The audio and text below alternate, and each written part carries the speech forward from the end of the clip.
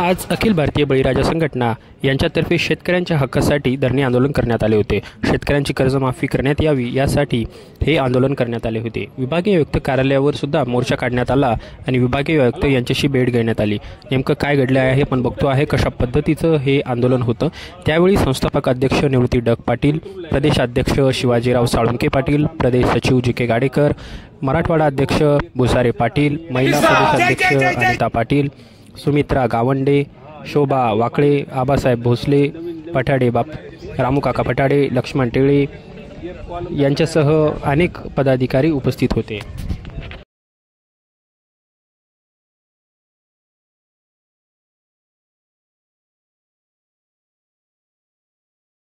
भारतीय बळीराजा शेतकरी संघटनेचा जय असो। अखिल भारतीय बळीराजा संघटनेचा जय असो। अखिल भारतीय बळीराजा संघटनेचा जय असो। अखिल भारतीय बळीराजा संघटनेचा जय असो। कर्जमाफी झालीच पाहिजे, कर्जमाफी झालीच पाहिजे, कर्जमाफी झालीच पाहिजे, लाईट बिल माफ झालंच पाहिजे, लाईट बिल माफ झालंच पाहिजे। अखिल भारतीय बळीराजा संघटनेचा जय असो। अखिल भारतीय बळीराजा संघटनेचा जय असो। कर्जमाफी झालीच पाहिजे, कर्जमाफी झालीच पाहिजे, पीक विमा मिळाला मिळालाच पाहिजे, मिळालाच पाहिजे, पीक विमा हा मिळालाच पाहिजे, पीक विमा हा मिळालाच पाहिजे। साहेब, आज आपण विभागीय आयुक्त कार्यालयासमोर आंदोलन करतात, काय मागण्या नेहमीच्याच आहे, परंतु सरकार काही लक्ष देत नाही। निवडणुकीच्या अगोदर शेतकऱ्याला अमाप असंख्य आश्वासनं दिली, 7-12 कोरा कोरा कोरा करू। आता गल्लीत बी मुलं म्हणते कोरा कोरा कोरा होणार, परंतु या सरकारने फक्त निवडणुकीपुरती आश्वासनं देऊन माझ्या मायबाप शेतकऱ्याच्या तोंडाला पानं पुसली। निवडणुकीच्या अगोदर आश्वासनं दिली, कर्जमाफी करू, लाईट बिल माफ करू, पीक विमा देऊ, परंतु यातली कुठलीही मागणी या सरकारने पूर्ण केलेली नाही। आणि आता परत कर्जमाफी तर केलीच नाही, परंतु 3 दिवसात 28 तारखेला यांनी या अजितदादा पवारांनी शेतकऱ्यांना अशी वॉर्निंग दिली की 31 तारखेच्या आत तुमचं कर्ज भराव।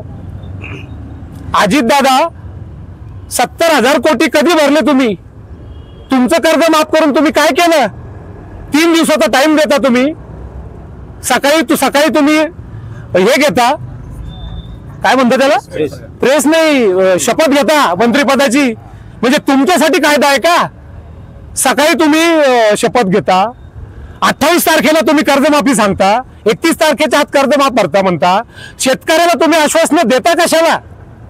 तुम्ही जर शेतकऱ्याला आश्वासनं दिली नसती तर त्या शेतकऱ्यांनी कर्ज भरण्यासाठी काहीतरी कुटाने केले असते ना। कापूस विकला असता, सोयाबीन विकली असती, मका विकली असती, तयारी केली असती, परंतु तुम्ही सरकारने त्यांना आश्वासन दिल्यामुळं शेतकरी हा गाफील राहिला। त्याला अशी आशा लागली की आपलं कर्ज माफ होणार। मुख्यमंत्री साहेबांनी आश्वासन दिलं होतं की माझी सत्ता आली, मी मुख्यमंत्री झालो तर शेतकऱ्याचं कर्ज माफी होणार। या आशेमुळे शेतकऱ्यांनी तयारी केली नाही आणि यांनी आता वॉर्निंग दिल्यामुळे शेतकरी आता भुचकाळात पडला। आता तो करणार काय? मी सरळ या सरकारला सांगणार आहे की तुम्ही जबाबदार आहे, इथून पुढे जे आत्महत्या होतील याला जबाबदार सरकार असणार आहे, कारण सरकारने शेतकऱ्याला फसवलेलं आहे। कर्जमाफी न तुम्ही खोटे आश्वासनं देऊन जे शेतकऱ्याला तुम्ही गाफील ठेवलं ना, तर आता त्यांनी जर आत्महत्या केली, त्याला मुलीचे लग्न करायचे, त्याला बाकीचे काम आहे, आता पत्त्याचा पेरणीची वेळ आली, त्यांनी बी भरण भरावं का यांचे कर्ज भरावं? आम्ही बऱ्याच दिवसांनी आमचे 2-3 आंदोलन आतापर्यंत झाले, कलेक्टर साहेबाला आम्ही निवेदन दिलं, मंत्री साहेबाला आम्ही निवेदन दिलं, त्याची कुठलीही दखल झाली नाही। त्यामुळं आज आम्ही परत इथं आज बसलेलो आहे। दिवसभर आमच्या गरज काय, त्याच्यावर मालाला हमी भाव मिळाला तर तो कर्ज घेईल कशाला तुमचं? तो जर त्याचं पेरणीचा जर त्याचा खर्च निघत नसेल, उत्पन्न काढून जर त्याचा खर्चात सगळं जात असेल तर तो कर्ज घेणार नाही का? याच्यासाठी या सरकारनं जर त्याच्या मालाला हमी भाव दिला तर त्याला कर्ज घेण्याची गरज पडणार नाही, उलट याला कर्ज देईल सरकारला। साहेब, असं वाटत नाही का शेतीला उद्योगाचा दर्जा दिला पाहिजे? नक्कीच दिला पाहिजे, आवश्यक आहे, परंतु यांचं या आता हे पक्ष तर मी म्हणणार नाही याला, कारण हे बचत गट झालेले आहे. माझ्या आयुष्यामध्ये मी मागच्या 5 वर्षात असं एकही सरकार बघितलं नाही की तो सत्तेत आलं नाही. यांचे 5 वर्ष हे सत्तेत याला आणायचं त्याला काढायचं, हे गट फोडायचा तो गट फोडायचा याच्यात गेलं. शेतकरी डेव्हलपमेंटसाठी हे सरकार काही करत नाही, यांच्याकडे तेवढा वेळच नाही. सर आपल्याकडे काही योजना आहेत? आमच्याकडे भरपूर योजना आहे. मी बळीराजा संघटनेच्या थ्रू आम्ही आता प्रथम आंदोलन करणार आहोत आणि पुढचे जे नियोजन आहे आम्ही सर्व कोर कमिटी बसून पुढचं काय करता येईल शेतकरी बांधवासाठी आम्ही 100% पूर्ण महाराष्ट्र नाही पूर्ण भारत देशामध्ये शेतकरी राजा या विषयावर आम्ही जीव जाईपर्यंत काम करणार आहोत. धन्यवाद. आपलं नाव? निवृत्ती ढग पाटील, संस्थापक अध्यक्ष अखिल भारतीय बळीराजा संघटना. महाराष्ट्रामध्ये यांच्यावर गुन्हे दाखल करणार आहोत, कारण हे सरकार फसवा सरकार आहे. यांच्यावर 420चा गुन्हा दाखल झालाच पाहिजे. यासाठी आम्ही अखिल भारतीय बळीराजा संघटनेच्या वतीनं आज आम्ही निवेदन देऊन जर या सरकारने दखल घेतली नाही तर आमचं पुढचं नियोजन हे मुंबईचं असेल, पुढचं आंदोलन हे मुंबईच्या मंत्रालयावर असेल आणि प्रत्येक तालुक्याच्या ठिकाणी. काय मागण्या होत्या? मी अनिता पाटील, महाराष्ट्र प्रदेशाध्यक्ष, अखिल भारतीय बळीराजा संघटना. सरकारला हे सांगायचे की शेतकरी हा पोशिंदा आहे, स्वतः शेतकरीच या सरकारला पोसतोय. मग सरकारने या शेतकऱ्याला एवढी म्हणजे इतक्या खालच्या दराची वागणूक का द्यायची? शेतकऱ्यांनी एकदा तरी असं कधी सरकारसमोर रडले का की आम्हाला हे पाहिजे म्हणून? उलट शेतकरी वर्ग हा खूप मोठ्या मनाने सरकारला पोसतोय, सरकारला म्हणतोय की आम्ही तुम्हाला पोसतोय. पण सरकार हे शेतकऱ्याकडे का लक्ष देत नाही? सरकार हा भोंगळा कारभार का करतोय? शेतकऱ्यांसाठी म्हणजे हे सरकारमध्येच कार आहे.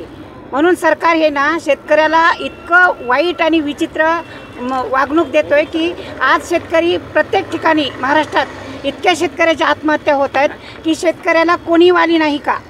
हा माझा प्रश्न सरकारशी आहे. कारण सरकारला एवढं पण कळत नाही का प्रत्येक योजना आणतंय सरकार, पण ह्या योजना कधीही पूर्ण करत नाही. सगळ्या योजना अपूर्ण झालेल्या आहेत. हे सरकार फेल आहे, 100% फेल आहे. या सरकारच्या विरोधात प्रत्येकजण उठतोय आणि सरकारला शिव्या देतोय. म्हणजे हे सरकार योग्य नाही आहे, हे सरकार कुठंतरी शून्य झालेलं आहे. म्हणून हे सरकार आज प्रत्येक वेळेस प्रत्येकाला त्रास देण्याचं काम करत आहे. का या सरकारजवळ पैसा नाही? का या सरकारजवळ देण्यासाठी निधी नाही? सर्व काही आहे. यांच्या स्वतःसाठी सुद्धा निधी आहे, यांच्या स्वतःसाठी कामं करण्यासाठी हे निधी आहे. मग शेतकरी वर्ग असो किंवा कामगार वर्ग असो, या लोकांना हे सरकार का न्याय देत नाही आहे? न्याय दिलं पाहिजे, न्याय हा मिळालाच पाहिजे. कर्जमाफी झाली पाहिजे, पीक विमा मिळाला पाहिजे. मीटर जे आहेत, जे लाईट शेतकऱ्याची असते ती दिवसा राहत नाही आणि रात्रभर लाईट राहती. मग शेतकऱ्यांनी झोपायचं का शेतात राबायचं? म्हणजे दिवसभर पण राबायचं आणि रात्रभर पण राबायचं. मग शेतकरी कधी विश्रांती घ्यायला पाहिजे, कारण हे लाईट दिवसा देत नाही आहेत शेतकऱ्याला, कधीच देत नाहीत. रात्री देतात, ते पण किती 4 घंटे 5 घंटे अशी लाईट असती आणि ते लाईट पुरतसुद्धा नाही. पाणी वेळेवर मिळत नाही आहे पिकाला. मग लाईट नसल्यानंतर पाणी कुठून मिळणार? मग या शेतकऱ्यांनी कधी सुविधा करायची शेतकऱ्याची? सरकार हे योग्य नाही आहे. सरकारने राजीनामा द्यावा, सरकार बरखास्त व्हायला पाहिजे. या सरकारने सरळ स्वतःहून म्हणायला पाहिजे की आम्हाला सरकार चालवता येत नाही आहे, आम्ही हे सरकार चालवू शकत नाही, हे स्वतः म्हणलं पाहिजे. कारण एवढा सगळ्या नागरिकांचा जीव तळमळत आहे प्रत्येक गोष्टीसाठी. पाणी प्रश्न तिथंच आलेला आहे. आज पाणी प्यायलासुद्धा भेटत नाही आहे. आज जीव ओढून खेड्यातल्या सुद्धा महिला आज किती लांबून पाणी आणत आहेत. प्रत्येक ठिकाणी कुठल्याही योजनेचा कुठेही फायदा झालेला नाही. म्हणून शेतकरी वर्गाला एक अखिल भारतीय संघटनेकडून एक आव्हान करत आहे आम्ही की शेतकरी हा सुखी समाधानी जर राहिला तर सरकार समाधानी राहील, नाही तर नाही. आपलं नाव? अनिता पाटील, प्रदेशाध्यक्ष, अखिल भारतीय संघटना.